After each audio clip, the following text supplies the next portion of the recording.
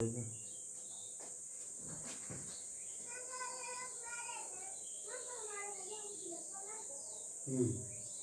आप लोगों को पता होगा कि इंग्लिश ग्रामर के तहत मैं जो आप लोगों को इंग्लिश टेंसेस के अंतर्गत 7वें पार्ट पर जो है वो पहुंच चुका हूँ, जो है पास्ट परफेक्ट टेंस। इसकी पहचान मैंने आप लोगों को बताया था। यह हिंदी का वाक्य है और उसके अंतर्गत चुका था, चुकी थी, चुके थे, या लिया था, लिए थे, ली थी आएगा तो उसको हम पास्ट परफेक्ट टेंस में अनुवाद करेंगे। और ये तो पहचान हो गई। रूल्स ऑफ ट्रांसलेशन में मैंने अनुवाद के नियम में पहले अफर्मेटिव सेंटेंस का जो है वो अनुवाद करना सीखेंगे। अफर्मेटिव सेंटेंस को हिंदी में स्वीकारात्मक वाक्य कहते हैं। अगर वाक्य जो है वो स्वीकारात्मक में है तो उसका अनुवाद कैसे करेंगे। जैसे हमने तुम्हें पढ़ाया था या मैं तुम्हें पढ़ा चुका था, तो ये है, इसका जो है नियम होगा, पहले सब्जेक्ट, उसके बाद सहायक क्रिया है, उसके बाद third form of main verb, उसके बाद आगे। एग्जाम्पल देखिए, मैं तुम्हें पढ़ा चुका था, तो मैं इंग्लिश आई सहायक क्रिया है, क्योंकि सबके साथ हेड सहायक क्रिया लगती है। और उसके बाद third form of main verb, पढ़ाना की इंग्लिश होता है टीच, और जिसका रूप चलता है टीच टाट टाट, तो लिखा जाएगा टाट। आई हैड टाट यू, क्योंकि यू का जो है सब्जेक्टिव और ऑब्जेक्टिव जो है यू मैंने यू ही होता है। और एक चीज़ निगेटिव सेंटेंस में इसका अनुवाद कैसे करेंगे। उसने अपना पाठ याद नहीं किया था। She had not learned her lesson, she had not learned her lesson. ध्यान दीजिएगा, अफर्मेटिव में मैं तुम्हें पढ़ा चुका था, I had taught you, stop. और निगेटिव सेंटेंस में वही हैड और मेन वर्ब के थर्ड फॉर्म में नॉट लग जाएगा। उसने अपना पाठ याद नहीं किया था, she had not learned her lesson, stop. और इंट्रोगेटिव में दो तरह के होते हैं, एक हेल्पिंग वर्ब क्या से शुरू होने वाले, क्वेश्चन मार्क समाप्त होने वाले। दूसरे ऐसे हिंदी के वाक्य जिनके बीच में प्रश्नवाचक शब्द क्या, क्यों, कब, कौन, कैसे, कितने, ये सब आता है, और इनकी भी समाप्ति क्वेश्चन मार्क्स होती है। तो यदि सेंटेंस की शुरुआत हेल्पिंग वर्ब क्या से हुई है तो उसका अनुवाद कैसे होगा, वही सहायक क्रिया हेड पहले लग जाएगा। क्या चंद्रमा अस्त हो चुका था, तो जो हेड सहायक क्रिया चल रही है यही पहले इस्तेमाल कर दी जाएगी। Hide the moon set, set का तीनों फॉर्म में रूप जो सेट ही होता है। सेट माने अस्त होना, डूबना। Had the moon set. अगर ये होता क्या चंद्रमा पूरब में अस्त हो चुका था, तो जाता hide the moon set in the east. Question mark जरूर लगाएंगे क्योंकि हमारा सेंटेंस जो इंट्रोगेटिव कर रहा है। और दूसरा जो है वह विद्यालय कब जा चुकी थी। अब जो है वो जो कब इंग्लिश वर्ड है वो इंट्रोगेटिव वर्ड है, इसकी इंग्लिश पहले लगाई जाएगी। कब की इंग्लिश होती है वैन, वैन सोज टाइम, इस समय की सूचना देता है। वह विद्यालय कब जा चुकी थी, when had she gone to school, question mark. When had she gone to school, question mark. Interrogative में जैसे मैंने जो है वो वाक्य अंत में क्वेश्चन मार्क भी रहेगा, और जो है वो प्रश्नवाचक शब्द जो है वो वाक्य के बीच में या हेल्पिंग वर्ब जो पहले आती है तो उसका अनुवाद जो है वो क्या करेंगे, हम इंट्रोगेटिव करेंगे। दोनों चीज़ों को ध्यान में देना होगा कि सेंटेंस इंट्रोगेटिव भी हो और निगेटिव भी हो। जैसे अध्यापक ने हमें क्यों नहीं पढ़ाया था, इसका ट्रांसलेशन हो जाएगा क्यों जो है वो इंट्रोगेटिव वर्ड वाक्य के बीच में आया है, इसकी अंग्रेजी सबसे पहले देंगे। और उसके बाद सहायक क्रिया हेड, उसके बाद कर्ता, उसके बाद मेन वर्ब का थर्ड फॉर्म, और उसके बाद ऑब्जेक्ट, उसके बाद फिर सारी चीज़ें, अंत में क्वेश्चन मार्क जरूर लगाएंगे। अध्यापक ने हमें क्यों नहीं पढ़ा था, why had the teacher not taught us, why had the teacher not taught us, question mark, kind of interrogation. वह गाना क्यों नहीं गा चुकी थी, इसका क्या हो जाएगा, व्हाई हैड शी नॉट संग a song, why had she not संग ए सॉन्ग। ये तो आपके जो है सिंपल सेंटेंस ही हो गए। और जो इसमें कॉम्प्लेक्स सेंटेंस होते हैं, दो वाक्य जो है जुड़ करके इसमें बनते हैं, जिनका जो है इंग्लिश ट्रांसलेशन में थोड़ा और महत्व है, तो उसको हम देखने चल रहे हैं, उसको ध्यान दीजिएगा।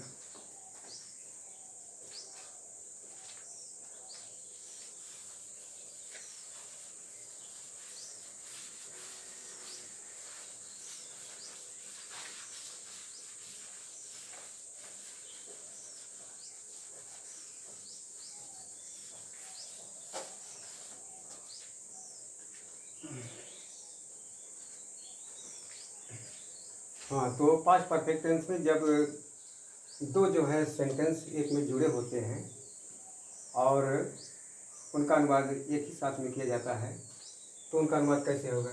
तो उसमें दो शब्द जो है वो महत्वपूर्ण है, यही आते हैं। जैसे जो है पूर्व या पहले, और दूसरा है बाद या पश्चात। जब सेंटेंस में ये शब्द आएंगे तो उसका अनुवाद कैसे होगा। पूर्व या पहले दोनों एक चीज़ है, बाद या पश्चात दोनों एक चीज़ है। तो दो वाक्य जो जुड़े रहेंगे पास्ट परफेक्ट टेंस में तो उसका अनुवाद कैसे किया जाएगा, उसको हमको देखना है। तो सबसे पहले हम अफर्मेटिव में इसका उदाहरण देखेंगे, पूर्व या पहले वाला। जैसे मेरे विद्यालय जाने के पहले, मेरे विद्यालय जाने के पहले घंटी बज चुकी थी, घंटी बज चुकी थी। मेरे विद्यालय जाने के पहले घंटी बज चुकी थी। अब जो है वाक्य के बीच में, दो वाक्यों के बीच में पहले या पूर्व शब्द आया है तो हमको ध्यान देना होगा कि जो हमारा रूल ऑफ ट्रांसलेशन होगा, जो अनुवाद का नियम होगा वो कैसे होगा, उसको ध्यान दीजिएगा। इसमें देखना है दो कार्य हो रहे हैं। मैं विद्यालय गया और घंटी बज चुकी थी। तो मैं विद्यालय गया और उसके पहले घंटी बज चुकी थी। इसमें ये ध्यान दिया जाता है कि जो कार्य पहले हो रहा है, मेरे विद्यालय जाने के पूर्व या पहले, चाहे जो भी लिखा जाए, दोनों को मतलब के हुए हैं। जो कार्य पहले हो रहा है उसका ट्रांसलेशन पहले और उसका अनुवाद जो है पास्ट परफेक्ट टेंस के नियम के अनुसार करते हैं। पहले कौन सा कार्य हो रहा है, घंटी बज चुकी थी, तो उसका जो है नियम क्या होगा, पहले सब्जेक्ट, उसके बाद सहायक क्रिया हैड, और उसके बाद third form of main verb, third form of main verb, और उसके बाद जो है ऑब्जेक्ट, और इसके बाद जो है वो पूर्व या पहले के इंग्लिश होता है बिफोर।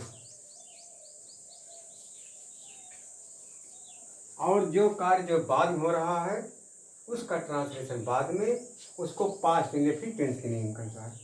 पास्ट इंडेफिनिट टेंस का नियम क्या है, पहले सब्जेक्ट, उसके बाद जो है second form of main verb, second form of main verb, और उसके बाद ऑब्जेक्ट। यही आपका नियम है। अगर जो है मैंने सेंटेंस अगर अफर्मेटिव का है तो ये नियम लागू होगा। अगर जो निगेटिव का है, किसी हैड और मेन वर्ब के बीच में जो है नॉट लग जाएगा। अगर इंट्रोगेटिव का है, क्या से स्टार्ट है, यही हैड जो है पहले आ जाएगा और शेष नियम वही रहेंगे। और यदि जो है वो इंट्रोनेगेटिव है तो यही सहायक क्रिया के बाद जो है वो सहायक क्रिया और मुख्य क्रिया के बीच में जो है नॉट लग जाएगा। अगर जो है वो इंट्रोनेगेटिव माने वो वाक्य के बीच में प्रश्नवाचक शब्द आया है तो वह उसके अंग्रेजी सबसे पहले, उसके बाद जो है हैड, उसके बाद जो है सब्जेक्ट, उसके बाद नॉट, से सारी चीज़ें ऐसे। ध्यान हमको ये देना है, गौर कीजिएगा कि यदि इस तरह का वाक्य है, वाक्य के बीच में पूर्व, पहले या पश्चात या बाद आया है, तो जो ट्रांसलेशन पहले किया जाएगा, जो जिसका अनुवाद पहले किया जाएगा, हमको उसी केवल ये वाक्यों निगेटिव या इंट्रोगेटिव बदलना है। दूसरे वाले को हम नहीं टच करेंगे, नहीं हमारा सेंटेंस गलत हो जाएगा। कहने का मतलब जो वाक्य पहले लिखा जाएगा उसी को निगेटिव या इंट्रोगेटिव बदलेंगे। जो दूसरा वाक्य होगा वो जो है सिंपल में रहेगा, उसमें जो है वो कोई फेरबदल जो है नहीं करेंगे। जैसे मेरे विद्यालय जाने के पहले घंटी बज चुकी थी, इसका हो गया सी मैंने आई ओ, मेरे विद्यालय जाने के पहले घंटी बज चुकी। The bell had rung before I went to school. इसका ट्रांसलेशन करके देखिए। सब्जेक्ट है घंटी, इसकी इंग्लिश जो द बेल, सहायक क्रिया हैड, और बजना की इंग्लिश होता है रिंग, और इसका रूप चलता है रिंग, रैंग, रंग, रंग RUNG। तो द बेल हैड रंग, और उसके बाद बिफोर लगाएंगे। बिफोर और उसके बाद है मैं विद्यालय गया, before I went to school. The bell had rung before I went to school, ये हो गया। अगर जो है इसको निगेटिव कर दिया जाए, मेरे विद्यालय जाने के पहले घंटी नहीं बज चुकी थी, तो ट्रांसलेशन क्या हो जाएगा? The bell had not rung before I went to school, ये हो गया निगेटिव के लिए। और अफर्मेटिव का मैंने नहीं लिखा, लेकिन आप जो है नोट कर लीजिएगा। The bell had rung before I went to school. अगर जो है इंट्रोगेटिव का है, क्या मेरे विद्यालय जाने के पहले घंटी बज चुकी थी, अगर हो जाता है तो क्या हो जाएगा? क्या मेरे विद्यालय जाने के पहले, तो ये हैड जो है पहले लग जाएगा। जो हैड यहाँ है तो हो जाएगा had the bell rang, had the bell rang before I went to school, यहाँ क्वेश्चन मार्क हो जाएगा। Had the bell rang before I went to school, अंतिम क्वेश्चन मार्क। अगर इंट्रोनिगेटिव है, क्या मेरे विद्यालय जाने के पहले घंटी नहीं बज चुकी थी, मैंने वाक्य के बीच में यदि प्रश्नवाचक शब्द आता है तो मेरे विद्यालय जाने के पहले घंटी क्यों नहीं बज चुकी थी, हो जाएगा why had the bell not rung before I went to school, question mark. इस तरह से इसका नियम होता है। फिर ध्यान दीजिएगा, अगर दो वाक्य जो है हमारे दो कार्य हो रहे हैं साइड बाय साइड, और दोनों वाक्यों के बीच में जो है वो पूरे पहले आया है और वो सेंटेंस पास्ट परफेक्ट टेंस का है, पास्ट से संबंधित है, तो जो कार्य पहले हो रहा है उसका ट्रांसलेशन पहले, उसको पास्ट परफेक्ट टेंस के नियम के अनुसार करेंगे। पास्ट परफेक्ट टेंस का नियम है पहले सब्जेक्ट, उसके बाद जो है वो सहायक क्रिया है, उसके बाद निर्माण का थर्ड फॉर्म, उसके बाद ऑब्जेक्ट, और उसके बाद जो है पूरी या पहले इंग्लिश बिफोर होता है, BEFOR, और उसके बाद जो कार्य बाद में हो रहा है उसका ट्रांसलेशन बाद में, और पास्ट इंडेफिनिट टेंस के नियम के अनुसार। पास्ट इंडेफिनिट टेंस के नियम है पहले सब्जेक्ट, उसके बाद सेकंड फॉर्म ऑफ मेंबर, उसके बाद ऑब्जेक्ट। ये आपका है। अब आप देखेंगे जो है बाद या पश्चात वाला,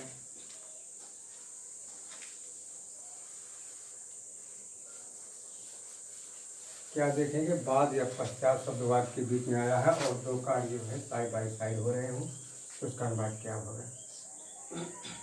बाद या पश्चात।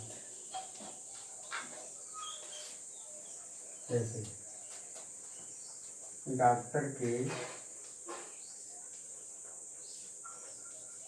आने के बाद, डॉक्टर के आने के बाद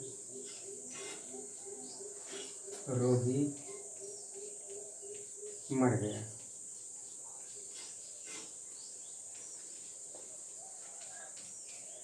डॉक्टर के आने के बाद रोगी मर गया, क्या कहे? डॉक्टर के आने के बाद रोगी मर चुका था, तो क्या होगा? इसमें ऐसा होता है वाक्य के बीच में जब बाद या पश्चात शब्द आया है तो ध्यान दीजिएगा, तो जो कार्य बाद में हो रहा है उसका ट्रांसलेशन पहले, उसका ट्रांसलेशन पास्ट इंडेफिनिट टेंस में करेंगे।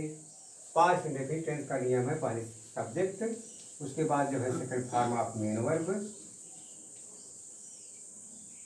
और उसके बाद जो है ऑब्जेक्ट, और इसके बाद जो है बाद की इंग्लिश, बाद की इंग्लिश होती है आफ्टर, AFTER। और इसके बाद क्या करेंगे? जो कार्य जो है वो पहले हो रहा है उसका ट्रांसलेशन बाद में, और उसका ट्रांसलेशन जो है पास्ट परफेक्ट टेंस के नियम के अनुसार। पास्ट परफेक्ट टेंस का नियम है सबसे पहले सब्जेक्ट, उसके बाद सहायक क्रिया हैड, उसके बाद जो है third form of main verb, third form of main verb, और उसके बाद ऑब्जेक्ट। ये हो गया। डॉक्टर के आने के बाद रोगी मर गया था। अब इसका अनुवाद करने के लिए क्या है? रोगी बाद में मरा है, डॉक्टर जो है पहले आया है, तो जो है क्या करेंगे? रोगी मर गया तो इंग्लिश क्या होगा? The patient died, died second form, the patient died after, doctor के आने के बाद मैंने डॉक्टर आ चुका था, डॉक्टर हैड कम। फिर देखिए the patient died after the doctor had come. ध्यान दीजिएगा कि डॉक्टर की स्पेलिंग जो है, मैंने देखा है कि बच्चे जो है इंटरमीडिएट पास हो जाते हैं अच्छे नंबर से तो भी स्पेलिंग लिखते रहते हैं। DOCTOR है, DOCTOR। और पेशेंट का है PATIENT। The patient died after the doctor had come. ये हो गया आपका अफर्मेटिव का। निगेटिव का देख लीजिए, ये आपका अफर्मेटिव का है, ये मैंने आफ्टर जो है अफर्मेटिव का। और निगेटिव देख लीजिए, यानी कि मतलब फुल फॉर्म में जो है निगेटिव कहते हैं। मेरे स्टेशन पहुंचने के बाद, मेरे स्टेशन पहुंचने के बाद गाड़ी छूटी थी। नेगेटिव है नहीं, मेरे स्टेशन पहुंचने के बाद गाड़ी नहीं छूटी थी, क्योंकि हम नेगेटिव पढ़ रहे हैं। मेरे स्टेशन पहुंचने के बाद गाड़ी नहीं छूटी थी। अब जो है क्या करेंगे, वही बाद जो बाद में कार्य हो रहा है उसका ट्रांसलेशन, मैंने ट्रांसलेशन पहले और उसी के नेगेटिव बनाएंगे। गाड़ी नहीं छूटी थी हो जाएगा the train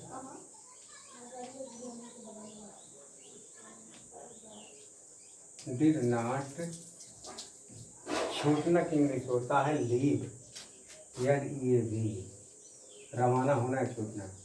the train did not leave, और बाद की इंग्लिश आफ्टर। और मेरे स्टेशन पहुंचने के माने मैं स्टेशन पहुंच चुका था। I had reached the station. Reach के साथ जो है प्रीपोजिशन नहीं लगता है, इसलिए रीच के बाद रीच द स्टेशन, STATI हो जाए। ये हो गया, मेरे स्टेशन पहुंचने के बाद गाड़ी नहीं छूटी थी। The train did not leave after I had reached the station stop. ये आपका निगेटिव हो गया। और इंट्रोगेटिव देखिए, इंट्रोगेटिव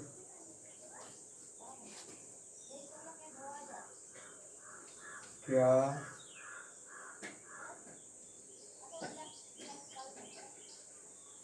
सूर्य उगने के बाद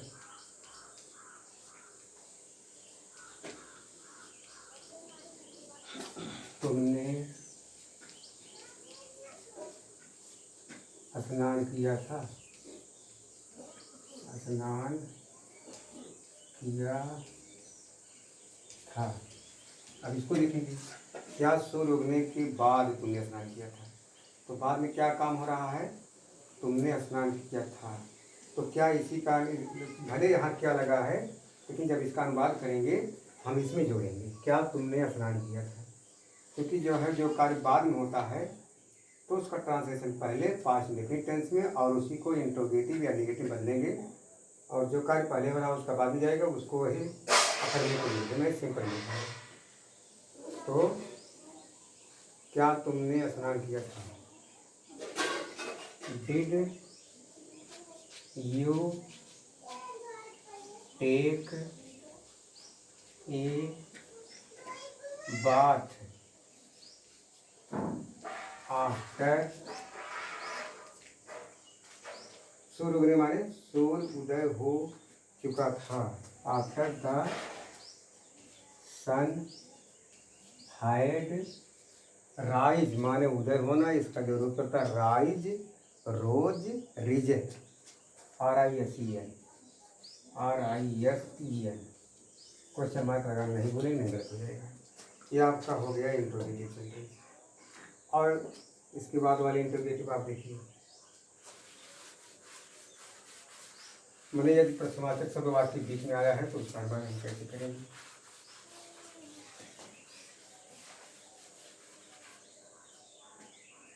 अध्यापक के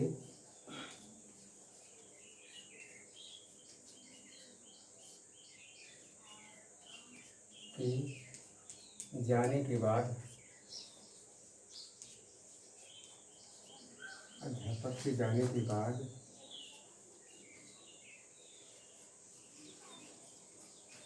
विद्यार्थियों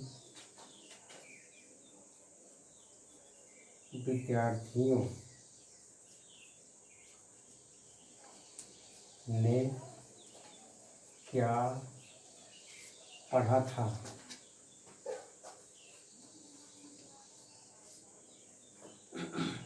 देखिए, अध्यापक के जाने के बाद विद्यार्थियों ने क्या पढ़ा था, तो पहले उसका अनुमान, विद्यार्थियों ने क्या पढ़ा था, पास्ट इंडेफिनिट टेंस में। पास्ट इंडेफिनिट टेंस का मतलब विद्यार्थियों ने क्या पढ़ा था, तो what did the student read after अध्यापक के जाने के बाद, मैंने अध्यापक गया, after the teacher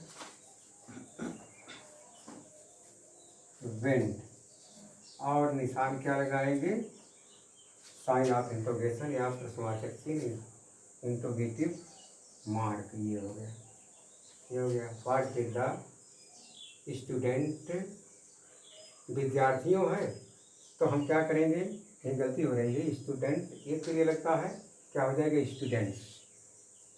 what did the students read after the teacher went. ओहो, ये गलत हो रहा है। ये आपने जो है वो पास्ट इंडेफिनिट टेंस किया है, ये जो है हो जाएगा पास्ट परफेक्ट टेंस में। तो क्या हो जाएगा, after the teacher had gone, ये हो गया। आफ्टर द टीचर है गॉन, ये पास्ट इंडेफिनिट टेंस हो गया। और ये जो पास्ट परफेक्ट टेंस है, पास्ट परफेक्ट टेंस का नियम सब्जेक्ट सहायक क्रिया है मेन वर्ब का third part. Past indefinite tense का नियम, क्योंकि सेंटेंस जो है नेगेटिव है, और जो है फिर what did the student read, ये हो गया आपका।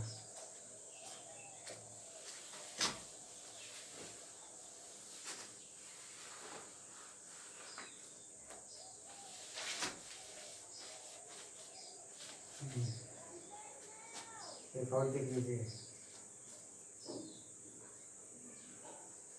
अध्यापक के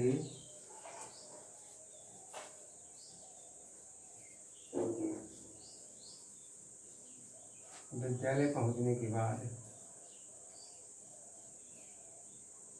अध्यापक के विद्यालय पहुंचने के बाद विद्यार्थी अपने स्थान पर, अपने स्थान पर क्यों नहीं खड़े हुए थे, क्यों नहीं खड़े हुए थे। हाँ, फिर देख लीजिए एग्जाम्पल, अध्यापक के विद्यालय पहुंचने के बाद विद्यार्थी अपने स्थान पर क्यों नहीं खड़े हुए। सेंटेंस थोड़ा बड़ा है, लेकिन आप इसे घबराएंगे नहीं। बाद में कार्य हो रहा है, विद्यार्थी अपने स्थान पर क्यों नहीं खड़े हुए। इसका अनुवाद पहले करेंगे और इसका अनुवाद जो है पास्ट इंडेफिनिट टेंस के नियम के अनुसार करेंगे। तो क्योंकि प्रश्नवाचक शब्द वाक्य बीच में आया है और नहीं भी आया है, इसलिए प्रश्नवाचक शब्द की अंग्रेजी सबसे पहले, क्योंकि इंग्लिश होती है वाई, और सहायक क्रिया लगेगी डिड, वाई डिड, और विद्यार्थी है वाई डिड द स्टूडेंट्स, और नॉट जो है सब्जेक्ट के तुरंत बाद लगाएंगे। अगर सेंटेंस इंट्रोगेटिव है तो नहीं कि अंग्रेजी नाट अंग्रेजी का अनुवाद बनाते समय कहाँ लगाते हैं, just after subject, either it is noun और it is pronoun. Why did the students not, और खड़ा होना के इंग्लिश क्या होता है, स्टैंड, स्टैंड।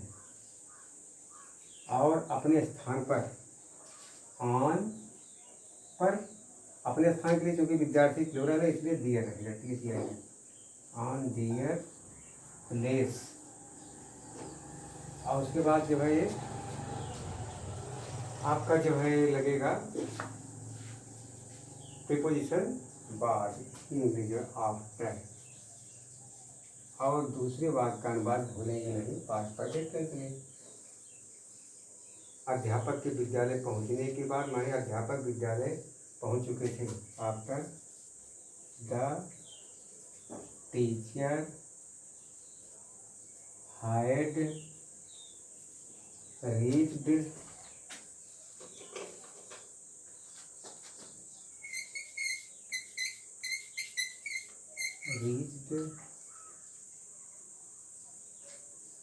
The school.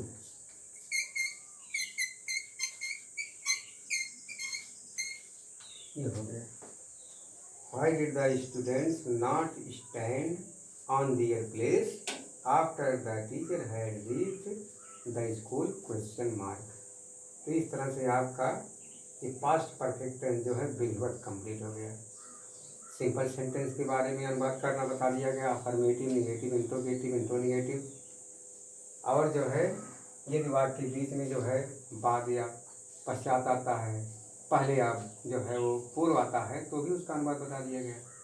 तो यहाँ थोड़ा क्लियर कर लीजिएगा, ये दो वाक्य जो है एक साथ में जुड़े हैं, मैंने दो क्रियाएं साथ साथ में हुई हैं और उनके बीच में पहले या पूर्व शब्द आया है, तो ध्यान दीजिए जो अनुवाद होगा, जो कार्य पहले हो रहा है उसका ट्रांसलेशन पहले पास्ट परफेक्ट टेंस के नियम के अनुसार करेंगे। पास्ट परफेक्ट टेंस का नियम है पहले सब्जेक्ट, उसके बाद जो है क्रिया है, उसके बाद निर्भर का थर्ड फॉर्म, उसके बाद आगे। और जो कार्य जो है बाद में हो रहा है उसका ट्रांसलेशन बाद में, और उसको करेंगे हम जो है वो पास्ट इंडेफिनिट टेंस में। पास्ट इंडेफिनिट टेंस का नियम है सब्जेक्ट मेन वर्ब का जो है सेकंड फॉर्म, उसके बाद ऑब्जेक्ट, और बीच में लगाएंगे बिफोर। और इसी तरह से चाहे निगेटिव हो चाहे इंट्रोगेटिव भी हो, वो अपने नियम के अनुसार उसका अनुवाद किया जाएगा। जो वाक्य पहले रहेगा उसी में निगेटिव या इंट्रोगेटिव करेंगे, और बाद वाले सेंटेंस को हम टच नहीं करेंगे, जो बिफोर के बाद लिखा जाएगा, जो पास्ट इंडेफिनिट टेंस में रहेगा उसको जो है सिंपल लिखेंगे, ध्यान देंगे। और दूसरा है यदि वाक्य के बीच में जो है बाद या पश्चात आया तो आफ्टर वाला है, इसमें ऐसा होता है जो कार्य जो है बाद में हो रहा है उसका ट्रांसलेशन पहले, उसको पास्ट इंडेफिनिट टेंस में, और उसके बाद आफ्टर लिखेंगे, क्योंकि बाद या आफ्टर की इंग्लिश होता है, वो बाद या पश्चात की इंग्लिश होता है आफ्टर। और उसके बाद जो बाद में कार्य हो रहा है उसका ट्रांसलेशन बाद में, उसको जो है पास्ट परफेक्ट टेंस के नियम के अनुसार। पास्ट परफेक्ट टेंस का नियम क्या है, सब्जेक्ट सहायक क्रिया है मेन वर्ब का थर्ड फॉर्म। और इसमें भी ऐसे वही करेंगे, जो निगेटिव या इंट्रोगेटिव करना है, जो वाक्य पहले लिखा गया है माने पास्ट इंडेफिनिट टेंस लिखा गया है, इसी को हम निगेटिव या इंट्रोगेटिव बनाएंगे, बाद वाले को हम पास्ट परफेक्ट टेंस में लिखेंगे, और उसमें जो है फेरबदल कुछ नहीं करेंगे, पास्ट परफेक्ट टेंस में लिखेंगे। हाँ, यदि वाक्य जो है वो इंट्रोगेटिव का है या इंट्रोनिगेटिव का है तो जो है वो क्वेश्चन मार्क कंटिन्यू जरूर लगाएंगे, और जो है वो इसके लिए निगेटिव या इंट्रोगेटिव जो है जो वाक्य पहले लिखा गया है उसी में जो है फेरबदल करेंगे। ये इसके जो नियम है, इसके जो उदाहरण है, आप लोग इसको गौर से देख लीजिएगा। और जो है ये वाक्य पूरी तरह से कंप्लीट हो गया। आप इसको जो है यदि आपके पास जो है ग्रामर की किताब है उसमें देख लीजिएगा, या जो ब्लैक बोर्ड पर मैंने जो दिया है इसको और अभ्यास करके और जो है प्रैक्टिस करके और होमवर्क जो है मैंने इसको मान करके क्लास वर्क मान करके इसको जितना रिपीट करेंगे उतना आपका ये जो है लेसन पूरी तरह तैयार हो जाएगा। अब आज हम जो है ये पास्ट परफेक्ट टेंस पूरी तरह से कंप्लीट करके यहीं पर जो है हम जो है विश्राम लेते हैं। धन्यवाद, थैंक यू, जय हिंद, जय भारत।